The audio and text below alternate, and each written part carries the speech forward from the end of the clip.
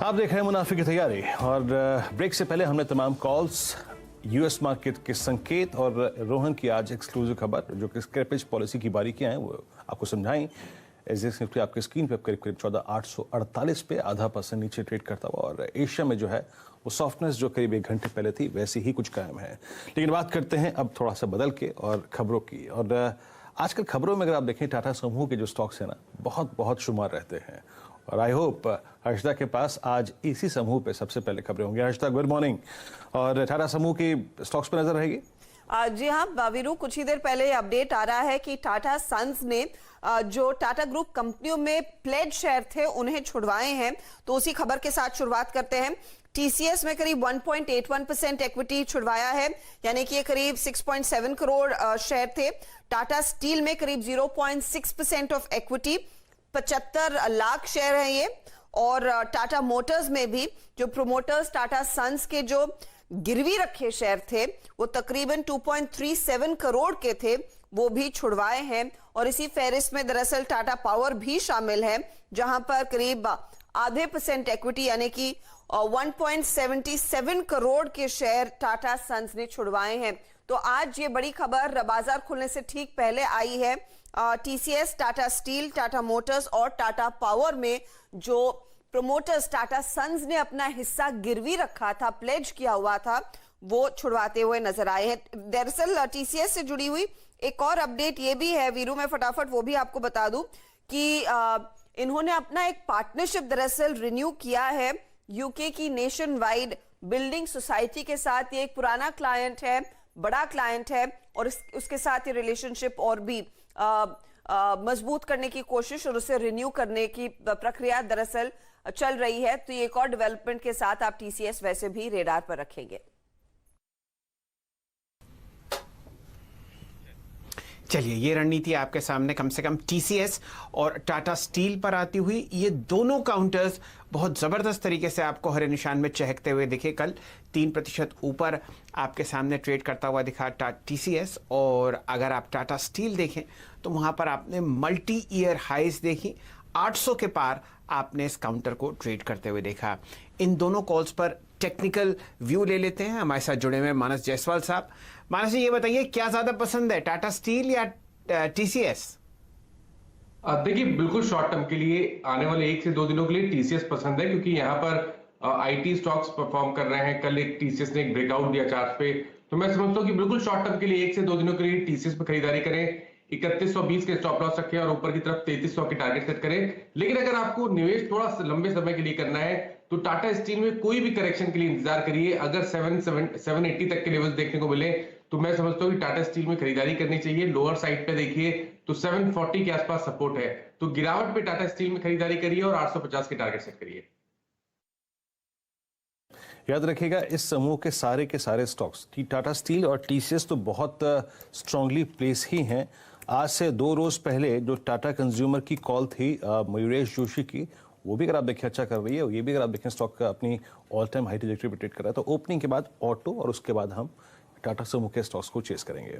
अब बात करते हैं बैंकिंग और स्पेशली पीएसयू बैंकिंग बास्केट और I think IDFC first bank. इस पर भी एक खबर है। क्या है खबर, आइए समझते हैं हर्षदा से। हर्षदा, आईडीएफसी फर्स्ट बैंक छोटा टिकट साइज और इसको लेकर काफी चर्चा होती आई है पिछले काफी समय से। फाइनली क्यूआईपी इन्होंने लॉन्च कर दिया है।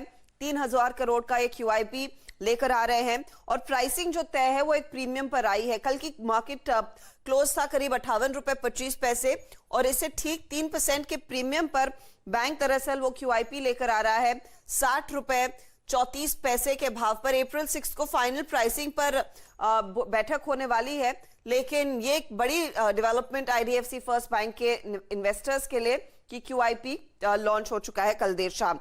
सरकारी बैंकों में रिकैपिटलाइजेशन का पैसा दरअसल इनके हाथ लग रहा है। कुछ ही देर पहले अपडेट आया कि 4 बैंकों को 14,500 करोड़ के रिकैपिटलाइजेशन बॉन्ड्स दिए जाएंगे, जिसमें सेंट्रल बैंक को करीब 4,800 करोड़ मिल रहे हैं, आईओबी को 4,100 करोड़ रुपए का रिकैप बॉन्ड मिलेगा, यूको बैंक को 2,600 करोड़ का रिकैप बॉन्ड मिलेगा और बैंक ऑफ इंडिया को तकरीबन 3,000 करोड़ का रिकैप बॉन्ड मिलेगा। तो ये तमाम वो स्टॉक्स हैं जो आज सरकारी बैंकों में आप रेडार पर रखेंगे जरूर। चलिए, ये रणनीति आपके सामने कम से कम 4 उन बैंक्स पर आती हुई दिख रही है, जिनमें से 2 ऐसे हैं जो शायद आपको प्राइवेटाइज होते हुए दिखें। हालांकि उस लिस्ट में 2-3 नाम और जुड़ सकते हैं। जुड़ेंगे प्रकाश दीवान साहब से। दीवान साहब, 14,500 करोड़ का रिकैप 4 PSU बैंक्स में, क्या ये पैसा आपको लगता है फेंका जा रहा है PSU बैंक्स की तरफ, और हर साल हम देखते हैं कि ये रिकैप होता है और हर साल NPA बढ़ते हैं, या इस साल सरकार की कोई अलग रणनीति है? इन चारों में से अगर आपको कुछ पसंद आता हो लॉन्ग साइड पर आज के लिए, तो वो नाम भी शेयर कीजिए। शैल जी, देखिए, रीकैप का ये मेरे हिसाब से आखिरी चरण हो सकता है। सरकार तैयारी कर रही है कि इनको जो प्राइवेटाइज करना है, और इसमें एक बैंक जो आपने जिक्र किया, शायद बैंक ऑफ महाराष्ट्र हो सकता है, जो नहीं है, क्योंकि उसको शायद इतनी जरूरत नहीं है जितनी ये 4 बैंक्स में दिख रही हो बैलेंस शीट को देखते हुए। मुझे लगता है कि एटलीस्ट सरकार की ये चेष्टा रहेगी कि कोई भी PSU बैंक्स जो टिकी रहे, जो M&A में नहीं जाती है या सेल में नहीं जाती है, उसको भी एटलीस्ट मजबूत बना के आपको रखना पड़ेगा, क्योंकि उसका जो डोमिनो इफेक्ट हो सकता है वो बहुत ज्यादा रहता है, खास करके डिपॉजिटर्स को जो चिंताएं रहती हैं, और उसकी वजह से जो डिपॉजिट निकालने की, अगर वो जिसको रन ऑन द बैंक कहते हैं हम लोग, कि सभी लाइन लगा के खड़े हो जाए कि यहां कुछ गड़बड़ है, तो उससे सारे सिस्टम को थोड़ा सा नुकसान पहुंचता है। तो मुझे लगता है कि इनमें से रिकैपिटलाइज करना जायज है, क्योंकि बैलेंस शीट मजबूत होगी, सब कुछ जो NPA आपने रिकॉग्नाइज की, प्रोविजनिंग की है, उसके सामने कहीं ना कहीं पैसा तो डालना ही पड़ेगा, क्योंकि एडिशनल जब तक कैपिटल आएगी नहीं तब तक बैलेंस शीट का हुलिया नहीं बदलेगा, ना लेने वाला कोई रेडी होगा। सो उस लिहाज से ये तैयारी है, आखिरी चरण है, इसके बाद शायद आपको कोई इस टाइप का राउंड दिखे नहीं। तो मैं नहीं मानता कि इस पे कोई बहुत ज्यादा नुकसान वाली बात सरकार कर रही है। हाँ, ये है कि ट्रेडर्स के लिए जो एक बेट थी, वो हमने पिछले हफ्ते डिसाइड किया, बात की थी कि बैंक ऑफ महाराष्ट्र में जिस टाइप का रुझान बन रहा था वो बहुत बढ़िया था। फिलहाल इस सूची में से अगर आप देखें तो इंडियन ओवरसीज बैंक में सरकार का वो ज्यादा है, होल्डिंग ज्यादा है बाकी कंपैरिजन में परसेंटेज वाइज, तो वहां पे शायद एक एग्जिट की चेष्टा सरकार करे और बहुत जल्द डिसीजन भी आ सकता है। तो वो एक चीज हो सकती है, but otherwise I would not play this PSU bank. ये कैपिटलाइजेशन को लेके मैं इसलिए कुछ ट्रेडिंग करना नहीं चाहूंगा इस पे, क्योंकि आप इसमें गलत भी हो सकते हैं और पैसा आपका अटक सकता है। बट हाँ, बैंक ऑफ महाराष्ट्र पिछले हफ्ते का जो कॉल है वो जारी है। I am still positive on that.